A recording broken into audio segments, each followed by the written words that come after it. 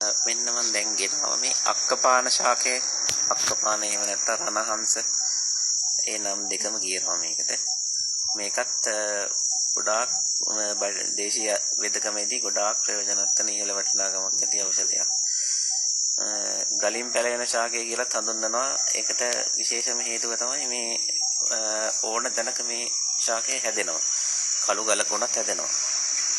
එතකොට මේකේ ප්‍රයෝජන ගොඩක් තියෙනවා. මූත්‍රාශය ඇති වෙන වකුගඩු වල ඇති වෙන ගල් දිය කිරීම, මූත්‍රා ගල් දිය කිරීම තමයි ප්‍රධාන දේ මේක කරන්නේ.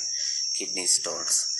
එතකොට මේ අක්කපාන ශාකය තව ගන්නවා වෙරිකෝස් වෙන් නහර ගැට ගැහිම වළක්වා ගන්නත් අක්කපාන ශාකයේ කොළ එළඟි තෙල් සමග රත් කරලා ඒ අදාළ නහර ගැට ගැලසෙන ස්ථානයේ පත්තුවක් විදිහට බැන්දහම ඒක ඒ නහර ගැට ගැහුණු ඒ නහර ටික ක්ලියර් වෙනවා.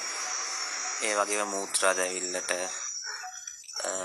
මූත්‍රා ආසාදන වලට මේක ගොඩක් වටිනා ඖෂධයක්. ආය අරසස්සලදී ලේ ගැලීමක්, ලේ වහනයක් වෙනවනම් අන්න ඒ දෙයටත් මේක ගොඩක් ප්‍රයෝජනවත් වෙන දෙයක් තමයි අක්කපාන. යම් තරමක් තෙතමනේ තියෙන ස්ථානවල සරුවට හැදෙනවා මේක. එහෙම ප්‍රශ්නයක් නැහැ. වියලි කාල ගුණයේදීත් මාංශල පත්‍ර ශාකයක්නේ ඕන තැනක හැදෙන්න පුළුවන් මේක.